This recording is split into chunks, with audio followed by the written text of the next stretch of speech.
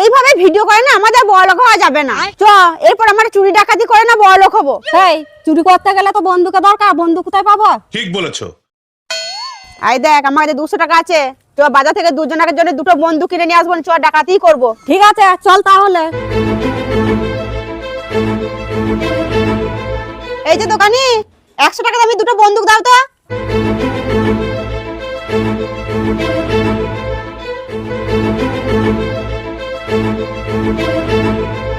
এই রাস্তা দিয়ে যেই আসবে তাকেই ধরবো, আর বন্দুক দেখি না যত যা আছে সোনা দানা সব কেড়ে নেবো।